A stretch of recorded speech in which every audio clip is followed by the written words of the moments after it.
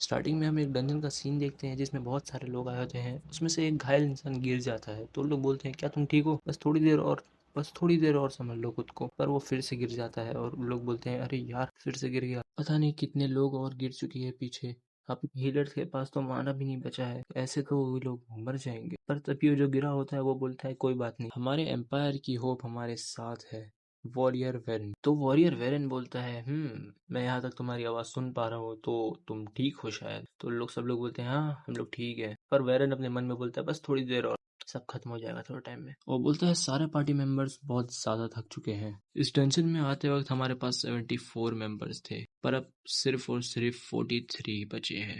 भले ही उन लोगों ने अपनी पूरी जी जान लगा दी, पर फिर भी हम अपने 31 कॉमरेड्स को बचा नहीं पाए। और एकदम सैड होते हुए बोलता है हम लोग इस चीज के लिए प्रिपेयर्ड थे, क्योंकि हम हैं 7 ग्रेट इविल डंजन्स में से एक में, द प्राइमोडियल कोर। तभी वो लोग बोलते हैं सर वेरन सामने देखिए। और वेरन सामने देखता है, उसके सामने होता है एक बहुत बड़ा गेट। और वेरन बोलता है फाइनली हम आ गए, ये है प्राइमोडियल कोर डंजन का एंड। और वो बोलता है यहाँ पे ऐसे ऐसे ट्रेजर है जिसके बारे में हमने कभी सोचा भी नहीं होगा, और लोगों के सामने बहुत सारे ट्रेजर होता है। और यहाँ पे वो चीज भी है, द बेस्ट प्रोडक्ट जिसे अभी तक के इंसानों ने बनाया है, द 36th मास्टरपीस, वो भी यही है। और तो और जहाँ डंजन बॉस भी है। तभी पूरा का पूरा डंजन कांपने लगता है और वेरन बोलता है सब लोग लाइन में आ जाओ, शील्ड वाले लोग और स्वॉर्ड्समैन दोनों आगे आओ, और मेजेस तुम लोग इस जगह को रोशन करो। हमारी सबसे पहली प्रायोरिटी है हमारी फील्ड ऑफ विजन। तभी मेजेस बोलते हैं क्या वाइब्रेशंस रुक गई?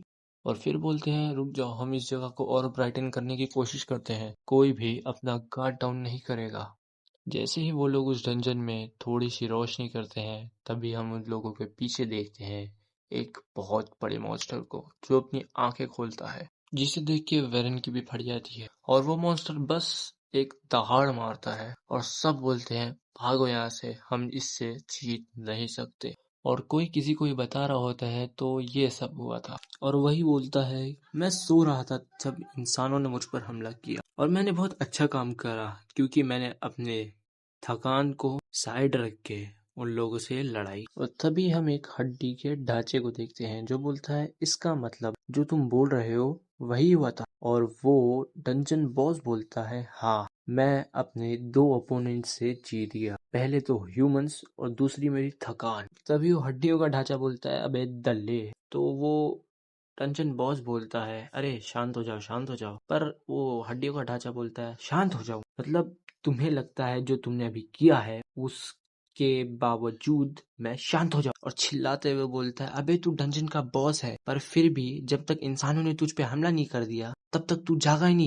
और तो और तू अंगड़ाइयां ले रहा था इंसानों के सामने, इसका कोई मतलब भी बनता है? तेरा ना तेरा तेरा दिमाग खराब हो गया है, तू तू पागल हो गया है। और पीछे मुड़ता है वो हड्डियों का ढांचा और बोलता है रीना तुम्हें क्या लगता है? तो वो बोलती है मुझे नहीं पता। उन ह्यूमंस को उनकी औकात दिखा देना सिर्फ अंगड़ाई लेते हुए, इस चीज से हमें मिस्टर डिवावर की डिग्निटी का पता चलता है। ये चीज देख के स्केलेटन का मुंह बन जाता है, साला चलता है। और वो बोलता है हाँ ठीक है मैं हार मानता हूँ। और फिर उठते हुए बोलता है ये डंजन ही घटिया है। तो मिस्टर डिवावर बोलता है अबे टकलू इतना स्ट्रेस मत ले वरना तेरी हड्डियां भी गलने लगेगी। और हमें बाहर का सीन दिखाया जाता है और बताया जाता है द 7 डंजन्स, जिससे इंसानों का मूत निकल जाता है। ये डंजन उन 7 डंजन में से एक है। This is primordial core. ज्यादातर डंजन रेड्स इंसानों ने ही जीती है क्योंकि उनके पास एक अनफेयर एडवांटेज होता है कि वो कभी भी अटैक कर सकते हैं, हमेशा रेडी होके आते हैं, अटैक करते हैं और जीत के जाते हैं। और इतनी ही हारों के बाद डंजन वीक होना चालू हो गया है बहुत तेजी से।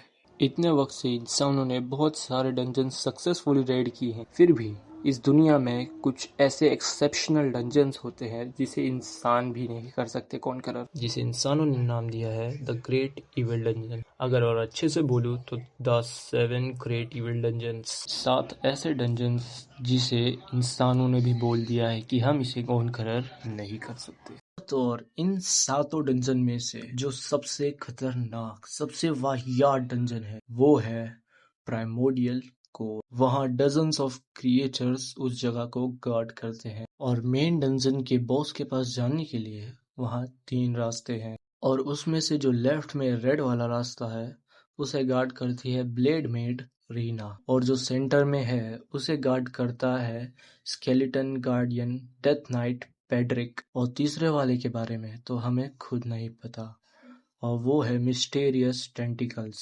और हाँ, इस अनकॉन्करड डंजन का main boss, the primordial monster, जिसका जिक्र एम्पायर की माइथोलॉजी तक में है, डिवावर। और कोई बुक बंद करते हुए बोलता है कि इसमें ये सब लिखा हुआ है, और वो लड़की बोलती है जैसा तुमने बोला था, ये बुक इंसानों में फैली और यहाँ पे डेफिनेटली बहुत सारे इंट्रूजन्स होंगे। तो डिवावर बोलता है फिर भी मुझे लगा नहीं था इतने सारे लोग आएंगे यहाँ पर। और हम उसे देखते हैं बहुत सारी बॉडीज पे बैठा हुआ, और बोलता है 74 लोग आए थे शायद।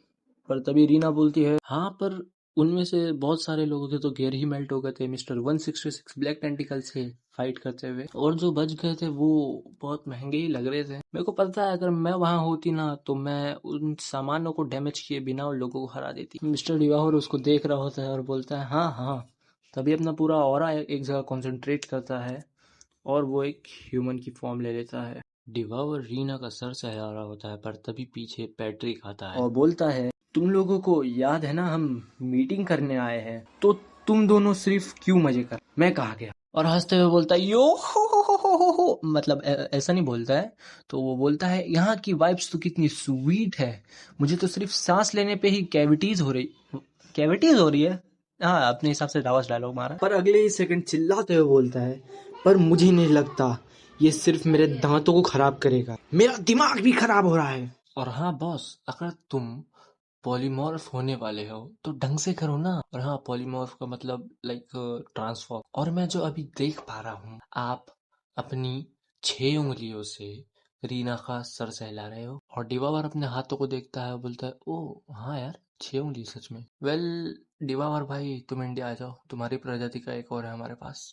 और पैट्रिक बोलता है ये वाला तो पिछले वाले से सही भी है थोड़ा, पिछली बार तो तुमने 40 दांत उगा लिए थे और ऊपर से हंस भी रहे थे अपने 40 के 40 दांत दिखाते हुए, और बोल रहे थे वाह, ट्रांसफॉर्मेशन तो बड़ी सही गई, इस चीज से तो मेरे हड्डियों पे भी गूजबम्स आने लगे थे। और तभी रीना बोलती है पैड्रिक, तुम्हारा ये टूटा हुआ जबड़ा कुछ ज्यादा ही आवाज कर रहा है। और तब जाके वो लोग थोड़ा सीरियस होते हैं और रीना बताती है जैसा कि हमें पता है ह्यूमन लोग ने फाइनली राइट पाथ ढूंढ लिया है डंजन बॉस की केव तक जाने का। पर सबसे बड़ी दिक्कत ये है उस क्रॉस रोड का गार्डियन 116 ब्लैक टेंटिकल उस प्रोसेस में बहुत ज्यादा घायल हो चुका है और उसकी कंडीशन कुछ ज्यादा ही क्रिटिकल है। तभी डिवावर जमवाई लेते हुए बोलता है अरे टेंशन मत लो, उसकी रिजनरेशन एबिलिटी तुम लोग की सोच से परे है। और मान भी लो अगर अगर कुछ काम नहीं करा तो हम दूसरा गेट कीपर ढूंढ लेंगे ना। तो पैट्रिक खुश होते हुए बोलता है अरे हाँ बॉस, जब तुम उन लोगों को हायर करने जाओगे ना तो 2 लोगों को हायर करना ताकि मैं क्विट कर सकूं। और डिवावर बोलता है अरे क्या बात कर रहे हो, तुम्हारा कॉन्ट्रैक्ट तो जिंदगी भर का है। और वो सब छोड़ो, ह्यूमन लोग सिर्फ राइट पाथ से आने वाले हैं। और रीना बोलती है ह्यूमन लोग इस टाइम पर magic telepathy like communication device का यूज करते हैं, तो ये न्यूज़ उन लोगों में बहुत तेजी से फैली होगी कि राइट पाथ मिल चुका है। तभी डिवावर अपना हाथ टेबल पे पटकते हुए बोलता है तो इस मसले में हम लोगों को प्लान के अकॉर्डिंग चलना होगा। और उन लोग दोनों को बोलता है दोनों सुनो मेरी बात, तुम लोग दोनों अपनी पोजीशन को स्विच करने वाले हो। और रीना को बोलता है सबसे पहले तुम तो रेड पाथ जो लेफ्ट में हो उसे गार्ड करते हो ना, पर अब से तुम राइट वाले पाथ को गार्ड करोगी, क्योंकि रेड फोर्स तो ये सोच के आएगी कि वो रास्ता खाली है और तुम्हें सिर्फ उन लोगों को रोकना है।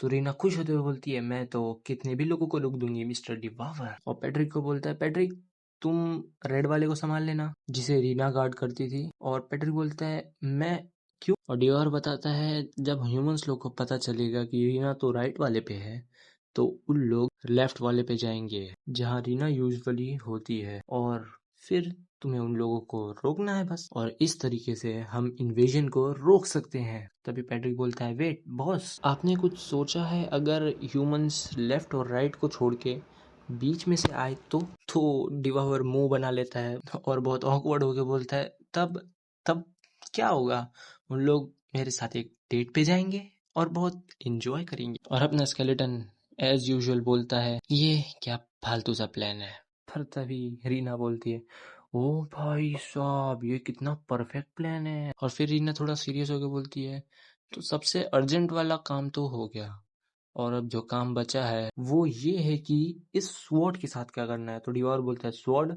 कैसी स्वॉर्ड? तो वो बोलता है कि अरे मैं उस स्वॉर्ड की बात कर रहा हूँ जो इस रेड टीम का लीडर यूज कर रहा था इस टाइम। और पैट्रिक बोलता है, ये लोग स्ट्रॉन्ग तो डेफिनेटली थे क्योंकि ये लोग वो स्वॉर्ड कैरी कर रहे थे। और तभी डिवॉर बोलता है, अरे बता भी दे कौन सी स्वॉर्ड। और पैट्रिक बोलता है, अरे मुझे पता है, आपने इसके बारे में सुनी ही होगी। वो स्वॉर्ड निकाल के बोलता है, ये रही वो 36 मास्टरपीस में से एक जो ह्यूमंस के अंदर बहुत फेमस है। और बोलता है, शायद ये स्वॉर्ड का नंबर था 14 और इसका नाम ताना बेला। डिवार बोलते हैं, अच्छा हाँ याद आया, वो 36 शिट पीसेस ना।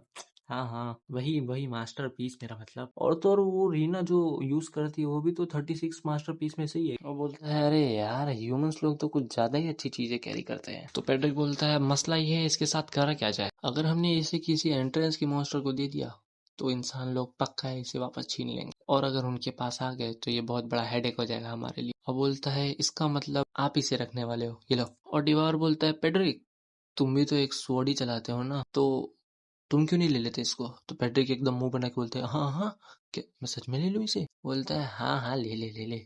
तो एकदम खुश हो जाता है और एक्टिंग करते हुए बोलता है, आई गेस मुझे इसे लेना ही पड़ेगा क्योंकि ये हमारे बॉस का ऑर्डर है। और हमें इन लोग का वापस से एक इंट्रोडक्शन दिखता है जिसमें लिखा रहता है, ये है प्राइमोडियल कोर, जिसमें एक टेरिफाइंग ह्यूमोक्यूलस मेड है और एक डेथ नाइट है, और एक जाइंट एंशंट मॉन्स्टर है। तभी डेवार बोलता है, हाँ तो पैट्रिक मैंने तुम्हें वो स्वॉर्ड दे दिया है, तो जो तुमने अपनी हड्डियों में रेजिग्नेशन लेटर रखा था उसे फाड़। और फिर रीना बोलती है, मिस्टर डिवावर ये सब जो बची हुई चीजें हैं इसका क्या करा जाए।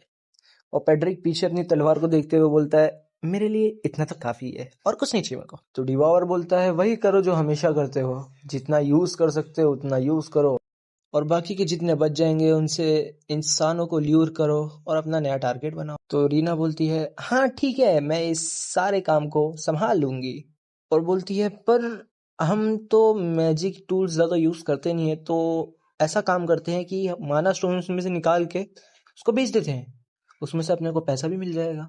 तो डिवार बोलता है, ऐसा है क्या, तो ठीक है मैं जाता हूँ। पर ऐसा बोलते ही दोनों की शक्ल बन जाती है और बोलते हैं कि क्या, आप जाओगे इंसानों के विलेज में, पर क्यों। तो डिवावर बोलता है, क्यों तुम लोग इतना क्यों शौक हो रहे हो, मैं जा नहीं सकता उधर। तभी पैट्रिक बोलता है, अच्छा नहीं होगा कि हम रीना को वहां भेजें। और रीना भी एकदम हाँ हाँ कर रही होती है और डिवावर चिढ़ते हुए बोलता है, अरे क्यों, मैं क्यों नहीं जा सकता, और अपनी टेल भी हिला रहा होता है। और पैट्रिक बेइज्जती करते हुए बोलता है, आप इंसान में ट्रांसफॉर्म होने में भी थोड़े कच्चे हो, और हाँ आपकी टेल भी बाहर है। तो डिवावर अनॉयड होके एकदम उसको घूर रहा होता है। तो पैट्रिक बोलता है, क्या क्या हो गया। और डिवावर एकदम मुंह बनाते हुए बोलता है, अच्छा अच्छा ठीक है जाओ, पर मेरे लिए कुछ खाने के लिए अच्छा अच्छा लेके आना। भाई तेरे पास कुछ बहुत ही अच्छा है खाने को पहले से। तो उसके बाद फाइनली रीना बाहर आती है और पेड़ पौधों को देखते हुए बोलती है, वाह आज का वेदर तो कुछ ज्यादा ही अच्छा है। और जाते जाते पीछे मुड़ती है और मिस्टर डिवावर को बोलती है, मिस्टर डिवावर मैं बहुत जल्दी वापस आऊंगी। और हम अचानक से एक दुकान पर आते हैं और दुकान के अंदर देखते हैं एक आदमी कुछ तो देख रहा होता है, और वो बोलता है, हे बच्ची मैं इसे खरीद नहीं सकता, माफ करना। तो रीना एकदम डेविलिश लुक देते हुए बोलती है, क्यों। तो वो दुकानदार कुछ तो निकालते हुए बोलता है, रुको मैं दिखाता हूँ। और वो एक माना स्टोन निकालता है बी लेवल का, और वो दिखाता है, ये है एक बी लेवल का माना स्टोन जो एक आम इंसान 10 साल मेहनत करके निकालता है। और ये है तुम्हारे माना स्टोन्स की पोटली जो कि इससे 1000 गुना बेटर है, तो इसलिए मैं इसे नहीं खरीद सकता। और बोलता है, ऐसे माना स्टोन्स तो रॉयल फैमिली के मेजेस या तो मेज टावर के हाई रैंकिंग लोग ही यूज करते हैं, क्योंकि उन लोगों का रॉयल कैपिटल के साथ एग्रीमेंट होता है, वरना शायद तुम मेज टावर की विंग्स से डील कर सकती हो। तो रीना बोलती है, मेज टावर का कैपिटल, हाँ। और अपने मन में बोलती है, कैपिटल तो यहाँ से बहुत दूर है। और फिर उसको बोलती है, तो क्या मुझे मेज टावर जाना पड़ेगा। और अपनी वो पोटली उठाते हुए बोलती है, मुझे मेज टावर तो जाना नहीं है, पर ये मिस्टर डिवावर के लिए है अगर, तो मैं कुछ भी कर सकती हूँ। और वहां से निकलते हुए बोलती है, ठीक है, गुड बाय। तो वो बोलता है, हाँ ठीक है, अच्छे से जाना बच्ची। पर तभी उसके टेबल पे देखता है कि एक माना स्टोन होता है, और वो उसे उठा के बोलता है, हे बच्ची, तुमने एक यहाँ पे छोड़ दिया। तो रीना बोलती है पीछे मुड़ के, ये तुम्हारे लिए टिप है, thanks for the tip human. तो वो दुकानदार बोलता है, बड़ी अजीब बच्ची थी, क्या वो इंसान भी थी?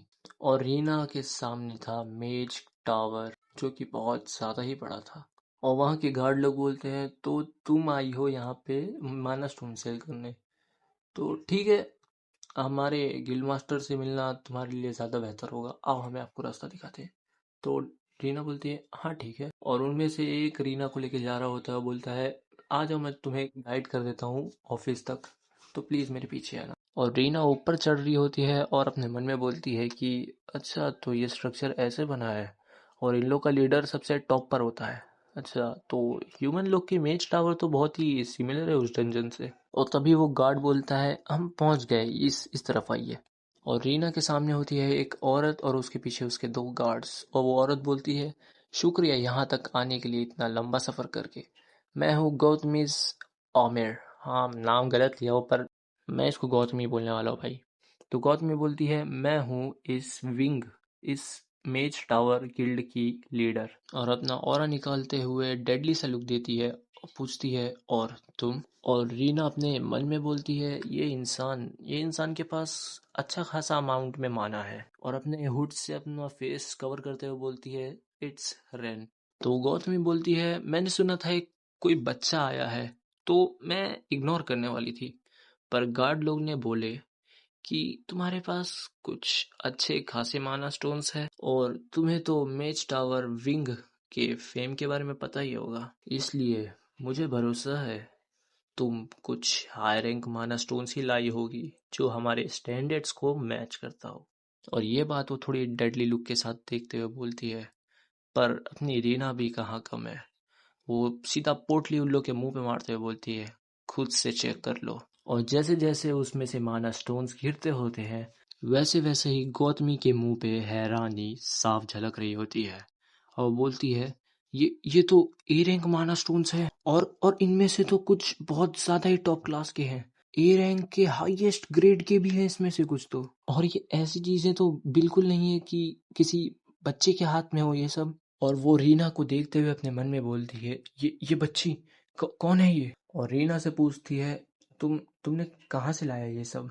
और अपने मन में बोलती है, एक सेकेंड, इसके हेयर्स तो वाइट है, और जितना मुझे पता है एम्परर की 8 बिगेस्ट फैमिलीज में से एक ये सिल्वर हेयर को पोजेस करती है। तो क्या ऐसा हो सकता है उनमें से किसी की बेटी भाग गई और ये सब यहाँ लेके आई है? और अपना हाथ मुंह पे रखते हुए बोलती है, हाँ, इसके अलावा और कोई मतलब ही नहीं बनता है कि एक इतनी यंग बच्ची इतने सारे ए रैंक माना स्टोन्स लेके आए। तो ये एक नोबल लेडी है। और रीना को चाय सर्व करवाते हुए बोलती है, मुझे माफ़ करना, मैं तुमसे थोड़ी रूड हो गई थी, मुझे पता नहीं था तुम्हारे प्रोडक्ट्स इतने ज़्यादा अच्छे होंगे, और विंग में हम आपसे ये सारे स्टोन्स बाय करना चाहते हैं, तो क्या लगता है 50 आउंस ऑफ गोल्ड कॉइन पर स्टोन, ये सही होगा? और हाँ, आउंस का सीन मेरे को भी समझ नहीं आ रहा है, तो देखते हैं आगे क्या होगा। और फिर गौतमी बोलती है, और हाँ, मैं आपको 80 आउंस दूंगी, जो अच्छे कंडीशन में है माना स्टोन्स उनका। और रीना अपने मन में बोलती है, 50 आउंस गोल्ड कॉइन्स, जितना मुझे याद है उस शॉपकीपर ने बोला था, इसे खरीदने के लिए हम कॉमनर्स लोगों को 10 साल तक काम करना पड़ता है। और कैलकुलेशंस करते हुए बोलती है, तो एक ऑर्डिनरी इंसान को 1 साल तक पैसे कमाने के बाद 10 आउंस मिलता है, इसका मतलब 10 साल में 100 आउंस मिलने चाहिए उन लोगों को। और गुस्से में गौतमी को बोलती है, इंसान, अगर तुम मजाक करोगी तो मारी जाओगी। तो गौतमी बोलती है, अरे अरे, माफ करना, माफ करना। और अपने मन में बोलती है, बात तेरी बहन का, ये तो जितना मैंने सोचा था उससे ज्यादा दिमाग वाली निकली। और गौतमी बोलती है, अगर मैं सच बोलूं तो हमारी जो गिल्ड है उसके पास इतने पैसे नहीं है कि आपके ये सारे माना स्टोन्स खरीद सके। अगर हमने अपने सारे के सारे पैसे मिला दिए तभी भी। तो रीना बहुत कोल्डली बोलती है, तो तुम जितना खरीद सकते हो उतना खरीदो। जिससे गौतमी चिढ़ जाती है, पर वो अपनी शक्ल पे दिखाती नहीं है और बोलती है 2000 आउंस गोल्ड कॉइन्स, ये जितना है हम आपको सब दे रहे हैं। और ऊपर से हमारे पास कुछ वैल्यूएबल ऑब्जेक्ट्स भी हैं जो इस वर्थ के हैं, तो आप माना स्टोन्स के बदले उन्हें एक्सचेंज करना चाहोगे? तो रीना बोलती है, अच्छा तुम्हें सच में पता है ना कि ये आइटम वैल्यूएबल है और मैं इसे आसानी से बेच सकती हूँ। तो गौतमी मस्का लगाते हुए बोलती है, अरे अरे, आपको उस चीज़ की चिंता करने की कोई ज़रूरत नहीं है। आप इस तरफ आइए, मैं आपको उस जगह तक लेके जाती हूँ जहाँ सब ऑब्जेक्ट्स रखे हैं। और सीढ़ियों पे चलते हुए बोलती है, नॉर्मली हम ना लोगों को यहाँ आने की इजाज़त नहीं देते हैं, पर आप एक एक्सेप्शन हो मिस रेन। और तभी हम लोग वही गिल्ड को देखते हैं जिसमें एक लड़का बोलता है, गिल्ड मास्टर, आप आप वो जेम किसी को कैसे दे सकते हो? तो तभी वो गौतमी बोलती है कि उसमें क्या बात है? तभी वो लड़का बोलता है, आपको पता है ना वो ऑब्जेक्ट क्या करता है? अगर आपने उस लड़की को वैसे ही जाने दिया तो वो मर जाएगी। रीना ने जो उसे जेम्स दिए थे, गौतमी उसे देखते हुए बोलती है, तो क्या हो गया? वो तो एक फूलिश सी नोबल लेडी है जिसने वो आइटम लिया है। पर तभी वो लड़का बोलता है, पर फिर भी। पर तभी गौतमी एक इवल सी स्माइल लाते हुए बोलती है, अरे तुम उस चीज की चिंता मत करो, उस चीज से हमें कोई प्रॉब्लम नहीं होने वाली है। जब तक वो लड़की उस चीज को रियलाइज करेगी तब तक तो वो मारी जा चुकी होगी, और वो लड़की जिसे पसंद करती है वो भी। तो इसी वजह से कोई एविडेंस भी पीछे नहीं छूटेगा, तो हमें डरने की कोई जरूरत नहीं है। और हम रीना को देखते हैं जो बहुत ब्लश करते हुए जा रही होती है कहीं, और तभी हमें एक बहुत बड़ा कैसल दिखाया जाता है और बताया जाता है ये भी उन 7 इविल डंजन्स में से एक है। और उस डंजन के अंदर एक औरत कैंची और कंघी लेके किसी के बाल काट रही है, और वो कोई और नहीं, हमारी रीना के बाल काट रही है। और अपनी रीना बोलती है, अरे सॉरी, मुझे माफ करना, मैं अचानक से यहाँ आ गई। मैं हमेशा तुम्हारे यहाँ पे आ जाती हूँ अपने बाल कटाने, तो इसलिए सॉरी। तो लाल बालों वाली औरत बोलती है, अरे कोई बात नहीं, ये तो आम सी बात है नेबरों की हेल्प करना। और प्यारी सी शक्ल बना के बोलती है, और तो और रीना, मुझे तुम्हारी क्यूट सी शक्ल देख के बहुत अच्छा लगता है। और हमें उसके बारे में बताया जाता है, वो है उन ग्रेट इविल डंजन्स में से एक की बॉस, और इसका नाम है एलिजाबेथ वेटोरी। भाई कुछ अजीब सा है, पर मैं एलिजाबेथ बोलूंगा। और एलिजाबेथ कंघी उठाते हुए बोलती है, ऐसे ऐसे टाइम पर मुझे तुमसे ना कभी कभी बहुत ज़्यादा जलन होती है, क्योंकि तुम एक ह्यूमन क्लोज हो, मतलब उसकी रेस का नाम बोल रही है वो, और उसके फेस को छूते हुए बोलती है, अगर मैं सोचूं तो तुम्हारे इतना अच्छा चेहरा जो है वो कभी एज नहीं करेगा, और तो और तुम बहुत ही ज़्यादा यंग दिखती हो। ऊपर से तुम्हारी स्किन जो है वो भी मुझसे बहुत ज़्यादा पतली है। और वो रीना के ऊपर से कपड़ा हटाते हुए बोलती है, क्या तुम्हें पता नहीं है मैं कितना ज़्यादा ब्लड यूज़ करती हूँ हर दिन अपने ब्यूटी ट्रीटमेंट के लिए, और उसके पीछे वो सारे बर्तन रहते हैं जिसमें ब्लड रहता है। और रीना उठते हुए बोलती है, मिस बाटोरी, मैं एलिजाबेथ बोलूँगा इसको। तो बोलती है, मिस एलिजाबेथ, तुम्हें क्या लगता है मेरे बारे में? और ये सुन के एलिजाबेथ एकदम शॉक्ड होती है और बोलती है, हाँ। पर रीना को देखते हुए बोलती है, ऑफ कोर्स तुम सबसे ज्यादा यंग, सबसे ज्यादा ब्यूटीफुल वुमेन हो जितने भी मैंने आज तक औरतों को देखा है, उसमें तुम सबसे ज्यादा ब्यूटीफुल हो। और रीना को टच करते हुए बोलती है, मैं तुम्हें जुबान देती हूँ, मेरे मतलब असली वाली नहीं, बोलती है मैं तुम्हें गारंटी वाली जुबान जुबान देती हूँ कि तुम्हें अभी कोई भी रिजेक्ट नहीं कर सकता है। ये सुन के रीना एकदम ब्लश कर रही होती है, बोलती है, सच्ची में? और फिर बोलती है कि एनीवे रीना, तुम तुम इतना अच्छा दिखना चाहती हो, पर किसके लिए इतना अच्छा दिखना चाहती हो? क्या तुम किसी को कन्फेस करने के बारे में सोच रही हो? और रीना एकदम सीरियस होते हुए बोलती है, कन्फेशन? और वही जेमस्टोन निकालती है अपने हाथ में और उसे घूरने लगती है। और फिर से हमें एक बहुत बड़ा महल जैसा कुछ दिखाया जाता है और बताया जाता है ये है इम्पीरियल कैपिटल। और वो महल जैसी चीज होती है डंजन रेड यूनियन का हेडक्वार्टर्स। और तभी कोई बोलता है तो हमें ये मान के चलना चाहिए वॉरियर वेरन की रेड फोर्स अब मिट चुकी है। और सब एकदम सीरियस होते हैं वहां पे। पर तभी एक बंदा हाथ पटकते हुए बोलता है नहीं नहीं ऐसा नहीं हो सकता। उन लोगों ने अपने मुंह से ही तो बोला था वो लोग गेट कीपर को आसानी से हरा देंगे। तभी दूसरी साइड से एक और उठते हुए बोलता है हाँ हाँ ना तो हमें कोई कॉर्प्स मिले हैं तो तुम कैसे इतना श्योर हो कि वो लोग अनाइलिएट हो चुके हैं। और तीसरा बोलता है हाँ हाँ सही बात है ऐसा हो ही नहीं सकता कि सर वेरन एक मॉन्स्टर के हाथों मारे जाए। तभी हमारा सीन रीना पे जाता है जो कि बोल रही होती है हाँ वो बहुत ज्यादा ही लेजी है और कुछ ज्यादा ही बड़े। हाँ वो सुअरों जैसे खाते हैं। और बोलती है कि हाँ हाँ वो पूरा दिन सोते रहते हैं जितना चाहे। हाँ वो एकदम आलसी है। पर तभी एलिजाबेथ बोलती है अब बस कर। और बोलती है तुझे इतना सब पता है उसके बारे में पर तब भी तू उस चोमू को लाइक करती है। और रीना ब्लश करते हुए बोलती है हाँ हाँ मैं उसे बहुत ज्यादा लाइक करती हूँ। और एलिजाबेथ जाते हुए बोलती है हाँ हाँ ठीक है मैं समझ गई। मैं चाहती हूँ कि सब कुछ अच्छे से हो जाए पर मुझे लगता है तुम उसके लिए कुछ ज्यादा ही अच्छी हो।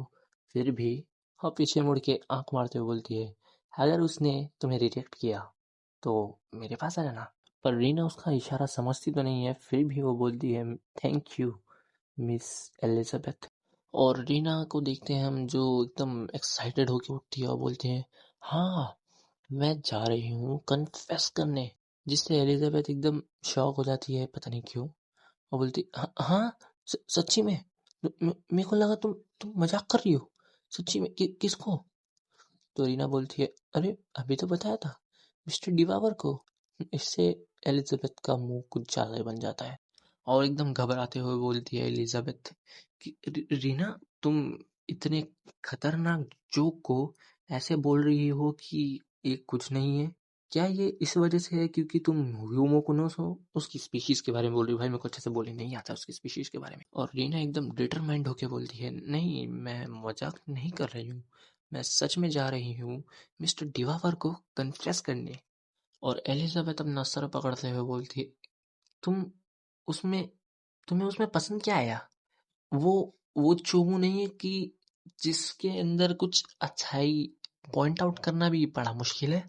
तो रीना एकदम खुश होते हुए बोलती है नहीं नहीं उनके अंदर तो बहुत सारी अच्छाई है वो रिलायबल है। और इस चीज पे एलिजाबेथ अपना मुंह बनाती बोलती है रिलायबल।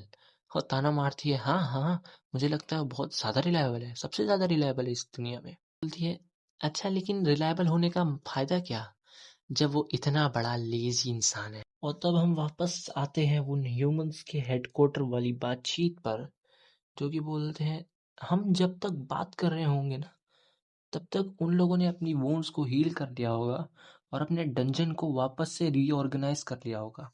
और उसके बाजू वाला बंदा बोलता है हमें ऐसा नहीं करना चाहिए कि हमें अपनी सारी की सारी फोर्स को एक जगह गैदर करना चाहिए और इस चीज को हमेशा के लिए एंड कर देना चाहिए ये सब होने से पहले। और एक बंदा अपनी मुंडी नीचे करा होता है फुल पसीना पसीना होते हुए और अपने मन में बोलता है हमने 36 मास्टरपीस में से एक पहले ही खो चुका है और एक वॉरियर भी रॉयल फैमिली का। अगर अगर हम सेकंड रेड में फेल हुए तो मुझे पक्का पता है वो लोग हमें मार देंगे। और टेंशन में आते हुए बोलता है अगर अगर हमने ये सब चीज़ों को ऐसे ही छोड़ दिया तो रॉयल फैमिली हमें बहुत ज़्यादा टारगेट करने लगेगी और अपने सारे ब्लेड्स हमारी तरफ ही कर देगी। और ज़्यादा परेशान होते हुए बोलता है अगर क्या होगा अगर वॉरियर वेरन ने कुछ इंजरीज भी नहीं दी होगी उस एंशिएंट मॉन्स्टर को द प्राइमोर्डियल कोर के बॉस को। क्या हो अगर डंजन ने उतना सफर करा ही ना हो इस रेड फोर्स से तो क्या होगा। और अपने ही मन में बोलता है क्या होगा क्या अगर हम हजारों बार भी इसे चैलेंज कर देंगे। और चिल्लाते हुए बोलता है इस प्राइमोर्डियल कोर को कॉन्कर करना इम्पॉसिबल है। तभी कोई आते हुए बोलता है अच्छा कितने पैथेटिक हो तुम लोग। मैं ये सोचता हूँ कि तुम लोग ऐसा क्यों सोचते हो। मुझे तुम लोगों के बारे में तो नहीं पता, पर मुझे ज़रूर लगता है कि हम इस चीज़ को पॉसिबल कर सकते हैं, और सब के सब लोग उसी को देख रहे होते हैं। तभी उनमें से एक बुड्ढा बोलता है, तुम लोग यहाँ क्या करने आए हो?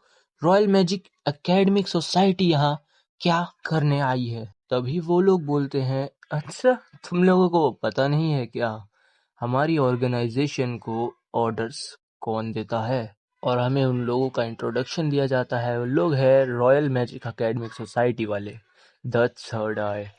और वो बुढ़ा अपने मन में बोलता है, डैम इट, मुझे लगा नहीं था रॉयल फैमिलीज अपनी टांग इतनी जल्दी अड़ाना चालू कर देंगी ये सब मामले में।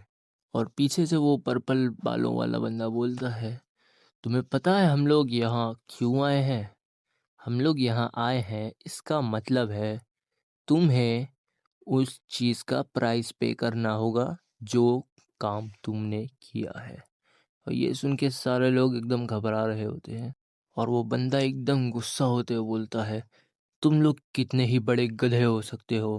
तुम लोगों ने ना सिर्फ एक प्रीशियस वॉरियर को मरवा दिया, और तो और तुम लोगों ने एक मास्टरपीस जो एम्परर को बहुत ज़्यादा पसंद था, उस चीज़ को तुम लोगों ने एनिमीज के नेस्ट में रख के आ गए। और उनमें से एक के कंधे पर हाथ रखते हुए बोलता है, वेल यहाँ जितने लोग बैठे हैं, अगर अगर यहाँ पे सारे के सारे लोग मारे जाए तो एम्पायर की काउंटलेस रेड फोर्सेस को कौन संभालेगा? और उसके करीब आते हुए बोलता है, तो हमने मैजेस्टी से बात करके एक ऑफर सोचा है, एक ऑफर जो सल्यूशन हो सकता है तुम सारे के सारों को बचाने का। और वो ऑफर है कि हम लोग प्राइमोडियल कोर को फिर से रेड करेंगे। तभी वही बुढ़ा बोलता है, पर पर कैसे होगा? हम इसे कैसे सक्सेस कर पाएंगे अगर सर वेरन ने भी नहीं कर पाया इसे तो? और कोई बोलता है, नहीं, तुम लोग पूरी तरीके से गलत हो। द प्राइमोडियल कोर वो इतना भी डिफिकल्ट नहीं और उतना भी बड़ा डंजन नहीं है। जिस दिन तुम लोग उस चीज़ के अंदर जाओगे, या तो तुम उन सबको मार दोगे या तो खुद मर जाओगे। और तो और 2 दिन हो चुके हैं, हमने उनकी कोई खबर नहीं सुनी। इसी वजह से इस चीज़ के बहुत ज़्यादा चांसेस है कि वेरन मर चुका होगा, और हमें यही सोचकर चलना चाहिए कि वो मर चुका है। तो बुढ़ा अपने सामने खड़े हुए इंसान को बोलता है, अच्छा तो वैसी बात है, तो उस 14th मास्टरपीस का क्या होगा? जैसा कि हम लोगों को अभी तक पता है कि मैजिक के सारे कनेक्शंस कट ऑफ हो जाते हैं जैसे ही हम heart of the primordial core में एंटर करते हैं। तो बिना उस एरिया के अंदर जाए ये तो इम्पॉसिबल है 14th मास्टरपीस तालाबेना को वापस लाना। और बुढ़ा बोलता है, अच्छा तो ऐसा है। और वहाँ जितने भी लोग बैठे होते हैं उसमें से एक बंदा बोलता है, अगर ऐसी बात है तो हमें जल्दी से जल्दी जितना जल्दी हो सके वहाँ वापस जाना होगा। और दूसरा बंदा बोलता है, नहीं, हम नहीं कर सकते, वो ऐसा डंजन है जिसे सर वेरन की फोर्स भी रेड करने में फेल हो गई। अगर हमें और होने वाले सेक्रीफाइसेस को रोकना है तो हमें इस चीज़ पे गिव अप कर देना चाहिए। और तभी कोई और बोलता है, नहीं, हम ऐसे गिव अप नहीं कर सकते। अगर सर वेरन उस बॉस मॉन्स्टर से लड़े हैं तो वो बॉस मॉन्स्टर ज़रूर से कुछ ना कुछ डैमेज तो लिया होगा। और उसके बाजू वाला बोलता है, हाँ, हम सर वेरन की बात कर रहे हैं, भूलो मत। और तभी हमें कोई बोलता है, निफ्रिम है हमारे पास, इसीलिए हमारा हारने का तो कोई चांस नहीं है। तो हम इस रेड में ज़रूर सक्सेसफुल होंगे। और हम किसी को देखते हैं जो जमवाई ले रहा होता है और बहुत ज़्यादा छींक रहा होता है, और वो कोई और नहीं, हमारा डिपावर होता है। और वो बोलता है, मुझे कुछ ओमिनियस सेंस हो रहा है, मतलब कुछ ज़्यादा खतरा लगता है, एक बड़ा डिजास्टर आने वाला है, मुझे ऐसा क्यों लग रहा है? और तभी वो छींक देता है और बोलता है, क्या मेरे को सर्दी हो गई है? और तभी हमारा सीन शिफ्ट होता है वो थर्ड आई के पर्पल बाल वाले मेंबर के पास, जो बोलता है, निफ्रिम, हम भेजेंगे निफ्रिम को। और सब बातें बनाने लगते हैं, क्या क्या निफ्रिम को, क्या उसने निफ्रिम बोला? और वही बुड्ढा बोलता है, एक सेकंड, निफ्रिम निफ्रिम को भेजोगे? तुम उसी प्रोडक्ट की बात कर रहे हो ना जिसमें बहुत सारे ही इश्यूज है? और वही पर्पल बाल वाला बोलता है, निफ्रिम निफ्रिम एक फेलियर तो है ही नहीं, वो है एक अनडिनाएबल सक्सेस। और जमीन पे हाथ पटकते हुए बोलता है, ठीक है, तो यहाँ पे प्रॉब्लम ये है कि सर वेरन अपनी रेड फोर्स के साथ क्यों प्राइमोडियल कोर से जिंदा वापस नहीं आ पाए? क्या वो इसलिए हुआ क्योंकि वो लोग वीक थे, या वो लोग बहुत ज़्यादा आलसी थे? और वो वहाँ बैठे हुए बोलता है, नहीं नहीं, ऐसा तो बिल्कुल नहीं हो सकता है। तो फिर क्या? और बोलता है, सर वेरन और उनकी रेड फोर्स के पास क्लियरली एक फैक्टर मिसिंग था, सिर्फ और सिर्फ एक फैक्टर, जो सर वेरन के पास भी नहीं था। तभी डिवावर जमीन पे लेटे लेटे बोलता है, अरे यार, मुझे ये नहीं करना, पर इस सिचुएशन में मुझे पता भी तो नहीं है ह्यूमन लोग कब वापस आएंगे, और तो और अगर मैं पेट्रोल से भागा तो ये पेड्रिक का बच्चा मुझे फिर से डांटेगा। वो साला डरावना हड्डी का ढांचा डरावना तो है। और उठते हुए बोलता है, अरे यार आराम बस हुआ, जाना पड़ेगा मुझे यार, दिमाग खराब हो रहा है। और सोचते हुए बोलता है, इस बार जहाँ से ह्यूमंस आए थे मुझे वहीं जाना चाहिए। और वो जाता है 16 ब्लैक टेंटिकल के पास और उसे देखता है, जो बहुत घायल होता है, और बोलता है, अरे यार, मुझे तुम्हारे लिए बहुत बुरा लग रहा है, पर ऐसा कुछ है भी नहीं जो मैं तुम्हारे लिए कर सकता हूँ वेट करने के अलावा। और वो कहीं और जाते हुए बोलता है, नेक्स्ट कौन था? हाँ, manager of the fifth room, एंटोपोपागो, भाई क्या नाम है इसका। और वो एकदम जंगल जैसी जगह पे आता है जहाँ झाड़ियाँ ही झाड़ियाँ होती है, और बोलता है, मेरी मेमोरीज के अकॉर्डिंग एंट्रोपोपागो, हाँ, जब तक इसकी मेन बॉडी एकदम सही सलामत है और इसको न्यूट्रिशंस मिल रहे हैं तो ये तो अपने आप ही हील हो जाएगा ना। और वो उसकी बॉडी मेन वाली देखता है और बोलता है, थैंकफुली इसकी मेन बॉडी अभी भी जिंदा है, तो इस ये खुद से रिकवर हो जाएगा, मेरे को इंटरवीन करने की कोई ज़रूरत है नहीं अभी।